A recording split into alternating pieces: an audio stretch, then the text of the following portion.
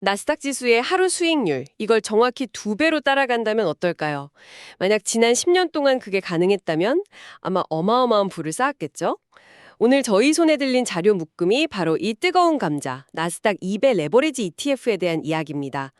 투자 커뮤니티에 정말 불꽃 튀는 논쟁부터 자산운용사 매니저의 냉철한 분석 영상까지 그야말로 종합 선물 세트인데요. 네, 맞아요. 그 자료들에서 공통적으로 나오는 얘기가 이 상품이 투자자들 사이에서 왜 최적의 레버리지라고 불리는가 이거거든요.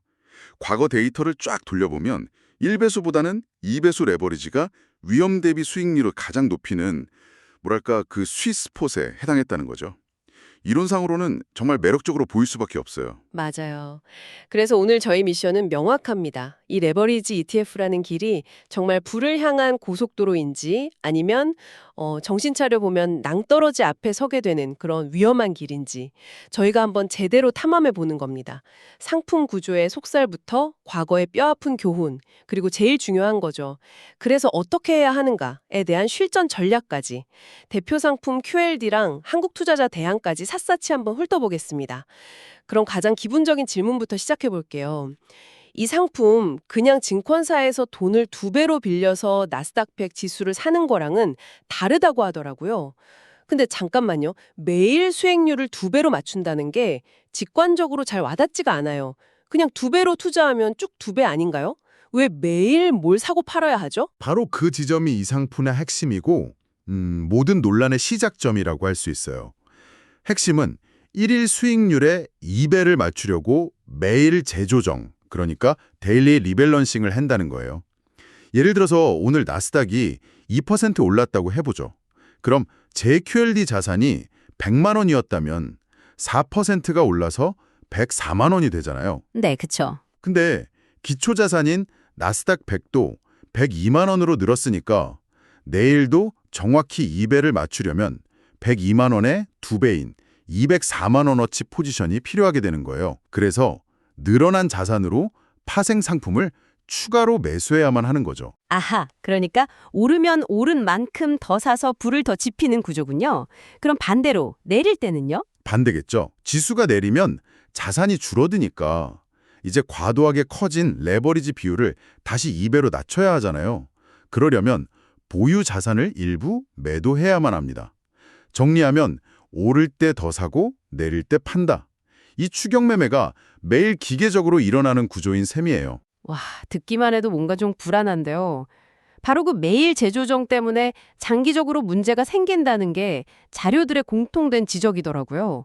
변동성 끌림, 볼레틸리티 드래그라고 하던데 바로 그 현상 말이에요. 네, 아주 간단한 예시를 보면 이게 얼마나 무서운지 바로 체감할 수 있습니다. 자, 지수가 100에서 시작해서요. 첫날 10% 폭등해서 110이 됐다고 해봐요.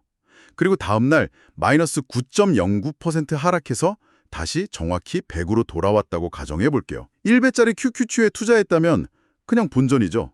수익률 0%. 그렇죠. 제자리 걸음이니까요. 하지만 2배 레버리지 상품인 QLD는 이야기가 완전히 달라집니다. 첫날 10%의 2배인 20%가 올라서 120이 돼요. 기분 좋죠. 하지만 다음 날 지수가 9.09% 하락했으니 QLD는 그것의 2배인 18.18%가 빠져야 해요.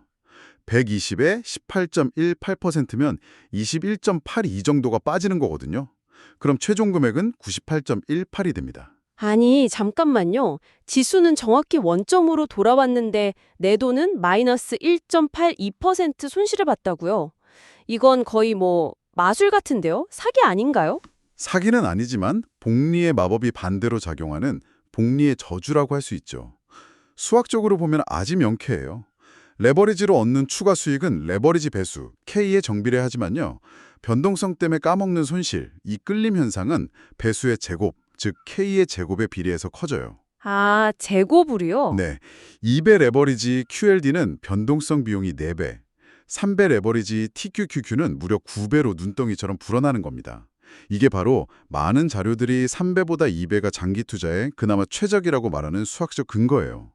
변동성 비용이 수익 증가 효과를 압도하기 시작하는 그 지점, 바로 아래에 있거든요. 알겠습니다. 이론적으로 시장이 그냥 위아래로 흔들리기만 해도 계좌가 녹는다는 건 이해했어요. 근데 많은 백테스팅 자료들이 2010년 이후에 그 아름다운 우상향 장세만 보여주잖아요. 실제로 최악의 상황이 닥치면 손실이 어느 정도까지 날 수 있는 건가요? 그래서 우리가 그 자료에 나온 공포의 묘지, 2000년 닷컴 버블 시뮬레이션 결과를 꼭 봐야 합니다. 2000년 3월 고점부터 2002년 10월 저점까지 나스닥 100 지수 QQQ가 약 마이너스 83% 폭락했어요. 끔찍하죠. 그런데 만약 이때 2배 레버리지 상품인 QLD를 들고 있었다면 가상 하락률은 무려 마이너스 99.9%에 달합니다. 마이너스 99.9%요? 와, 10억을 넣었으면 100만 원이 남는다는 거잖아요. 이건 손실이 아니라 그냥 계좌가 삭제되는 수준인데요. 맞습니다. 더 무서운 건 회복에 걸리는 시간이에요. 나스닥 100 지수 자체는 15년 만에 2000년 고점을 회복했어요. 하지만 마이너스 99.9%가 하락한 계좌가 원금을 회복하려면 10만 %, 즉 1000배의 수익률이 패합니다. 시뮬레이션상 2000년 고점에 거치식으로 투자했다면 2024년인 지금까지도 실질 가치로는 원금을 회복 못했을 가능성이 매우 높아요. 와, 마이너스 99.9%라는 숫자는 정말 충격적이네요. 근데 그건 20년도 더 된 아주 이례적인 사건 아닌가요? 4차 산업혁명 시대인 지금의 나스닥을 그때랑 직접 비교하는 건 좀 과한 공포를 조장하는 걸 수도 있다는 의견은 없었나요? 좋은 지적입니다. 물론 역사가 똑같이 반복되진 않죠. 하지만 이 시뮬레이션이 중요한 이유는 이 상품이 최악의 약세장에서 어떻게 작동하는지 그 본질을 보여주기 때문이에요. 2008년 금융위기 때도 QLD는 마이너스 80% 이상 하락했어요. 즉, 큰 하락장을 만나면 회복 불가능한 수준의 손실을 볼 수 있다는 그 구조적 위험은 여전하다는 거죠. 장기적으로 우상향하니까 존버하면 된다. 이 믿음 하나만으로 접근하기엔 너무나도 위험한 상품이라는 걸 명확히 보여주는 데이터입니다. 알겠습니다. 위험은 이제 명확히 인지했어요. 하지만 그럼에도 이 상품의 매력 때문에 투자를 고려하는 한국 투자자라면 선택의 기로에 놓이게더라고요. 미국에 상장된 원조 QLD에 직접 투자할 거냐, 아니면 국내 증권사가 만든 타이거나 코덱스 나스닥 100 레버리지 상품을 살 거냐, 이게 단순히 어디서 거래하기 편하냐의 문제가 아니었죠. 네, 자료들을 종합해보면 이건 비용, 환율, 그리고 가장 결정적인 세금, 이 세 가지 변수를 모두 고려해야 하는 아주 복잡한 문제입니다. 먼저 비용부터 보면 QLD는 운용보수가 연 0.95%로 꽤 비싼 편이에요. 국내 상품들은 0.25% 정도로 훨씬 저렴해 보이지만 여기엔 함정이 좀 있습니다. 파생상품 거래 비용 같은 기타 비용을 더한 실질 총보수는 0.5%에서 0.8% 수준까지 올라가거든요. 아, 보이는 게 다가 아니군요. 그렇죠. 그래도 대체로 국내 상품이 약간 더 저렴한 경우가 많습니다. 환율 문제도 흥미로웠어요. 타이거는 환율에 그대로 노출되고 코덱스는 환율 변동을 없애는 환해지 상품이더라고요. 맞아요. 오늘 살펴본 자산운용사 매니저 영상에서도 이 점을 특히 강조하는데요. 결론부터 말하면 레버리지 투자에서는 환율에 노출되는 환노출형이 더 유리할 수 있다는 분석이 지배적이에요. 2008년 금융위기처럼 주식시장이 폭락할 때를 생각해 보세요. 보통 안전자산인 달러 가치는 급등하거든요. 네네, 그렇죠. 이때 환노출형 상품을 가지고 있으면 주가 하락분을 원화로 환산된 달러 가치 상승분이 어느 정도 막아주는 쿠션 역할을 해주는 거죠. 아, 일종의 에어백 같은 거네요? 리스크 관리 차원에서? 정확합니다. 아주 중요한 포인트죠. 그리고 대망의 세금 문제. 여기서부터 머리가 아파지기 시작하는데 이게 사실상 의사결정의 핵심이더라고요. 세율만 보면 국내 ETF가 15.4%로 미국 주식 양도세 22%보다 더 낮은 것 같아서 당연히 국내 상품이 유리한 거 아닌가 하고 생각했거든요. 바로 그게 가장 큰 착각이자 함정입니다. 미국 QLD에 투자해서 얻은 수익은 양도소득으로 잡혀요. 연 250만 원까지는 공제되고 초과분에 대해 22% 세율로 분리과세됩니다. 아, 분리과세, 그게 핵심이군요. 그렇죠. 내가 연봉을 얼마를 받든 다른 소득과 전혀 상관없이 딱 22%만 내고 끝난다는 거죠. 반면 국내 상장된 레버리지 ETF에서 난 수익은 배당 소득으로 취급돼요. 이게 왜 문제냐면 이자나 배당 같은 다른 금융소득과 합쳐서 연간 2천만 원을 넘어가면 내 연봉 같은 다른 모든 소득과 합산해서 누진세율을 적용받는 금융소득 종합과세 대상이 되기 때문이에요. 와, 소득이 높은 분들은 최고 49.5%의 세금을 내야 할 수도 있는 겁니다. 수익이 커질수록 국내 ETF가 그야말로 세금 폭탄이 될 수 있는 거죠. 와, 그럼 결론은 명확해지네요. 누구에게 어떤 상품이 유리한지가 딱 갈리겠어요. 정확합니다. 그래서 투자자별로 최적의 전략이 완전히 달라져요. 첫째, 대부분의 소액 투자자나 일반 직장인이라면 ISA 계좌 플러스 타이거 미국 나스닥100 레버리지, 환 노출형으로요.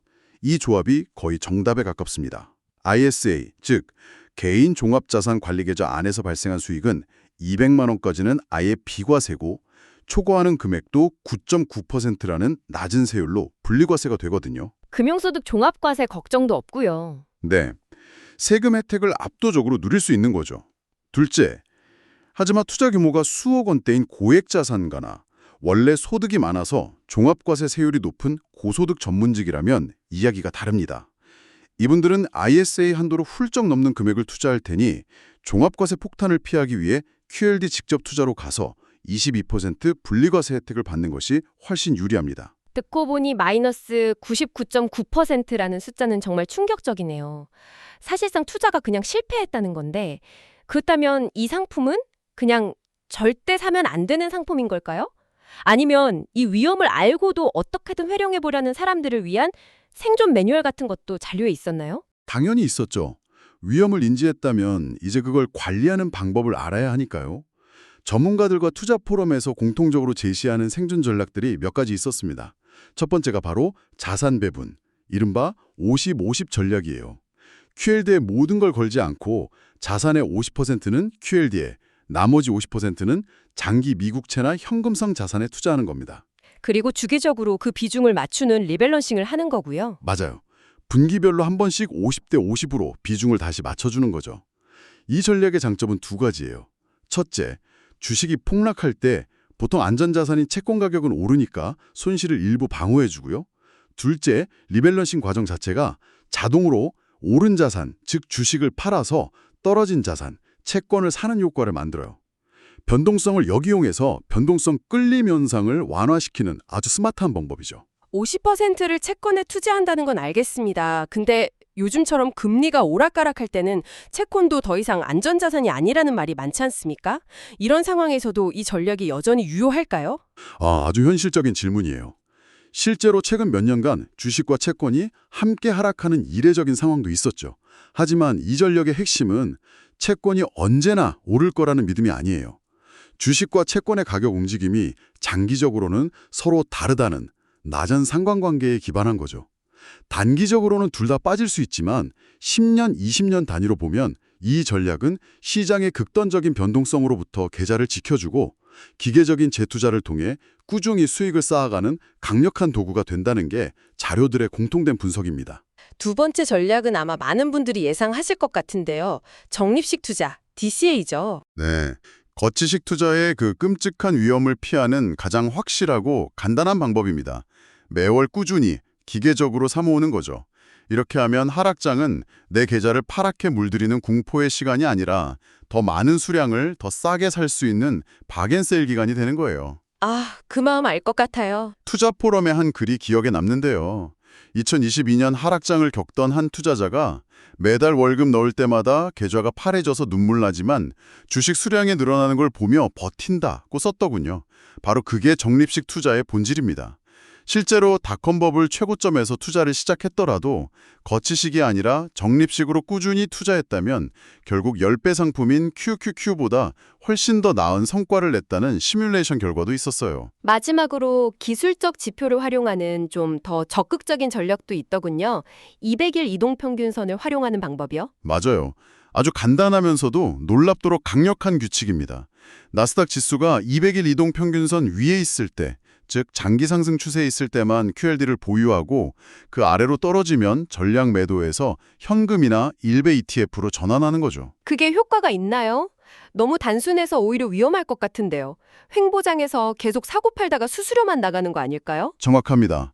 이 전략의 단점은 시장의 방향성 없이 오르내릴 때 잦은 매매 신호로 손실, 이른바 휩소가 발생할 수 있다는 거예요. 하지만 이 전략의 목적은 수익률 극대화가 아닙니다. 바로 생존이죠. 이 간단한 규칙 하나만 지켰어도 2000년 닷컴 버블과 2008년 금융위기 때 그 마이너스 80%, 마이너스 99%와 같은 파멸적인 손실은 완벽하게 피할 수 있었다는 게 백테스팅 결과로 증명돼요. 계좌가 삭제되는 최악의 상황을 막아주는 일종의 안전벨트라고 생각하면 됩니다. 브레이크와 조향 장치가 매우 예민한 차와 같다는 생각이 드네요. 변동성 끌림이라는 구조적 결함을 반드시 이해해야 하고 그냥 사놓고 있는 매수 후 보유 전략은 파멸을 부를 수 있다는 것. 자산 배분, 적립식 투자, 추세 추종 같은 적극적인 운전 기술이 반드시 필요하고요. 그리고 한국 투자자에게는 어떤 차를 고를지, 즉 어떤 상품을 선택할지 결정하는 세금 문제가 성패를 가르는 가장 중요한 변수라는 점을 꼭 기억해야 합니다. 본인의 소득 수준과 투자 규모에 맞춰 ISA 계좌를 활용한 국내 ETF 투자가 나을지 아니면 QLD 직접 투자가 나을지 현명하게 판단해야 장기적인 성공 확률을 높일 수 있습니다. 오늘 저희가 나눈 이야기는 결국 이 강력하고 위험한 도구를 어떻게 관리하고 통제할 것인가에 대한 방법론이었습니다. 하지만 여기서 한 걸음 더 나아가 이런 질문을 스스로에게 던져볼 필요가 있을 것 같아요. 어차피 이렇게 적극적으로 시장을 판단하고 자산을 배분하고 리밸런싱을 해야 한다면 과연 나는 지수를 추종하는 패시브 투자자라고 할 수 있을까? 그리고 그 노력을 변동성 끌림이라는 구조적 불리함을 안고 가는 대신 다른 투자 전략에 쏟는 것이 더 효율적이진 않을까? 결국 이 질문은 나는 과연 얼마만큼의 복잡성과 위험을 감수할 준비가 되어 있는가라는 여러분 자신의 투자 철학에 대한 질문으로 돌아옵니다.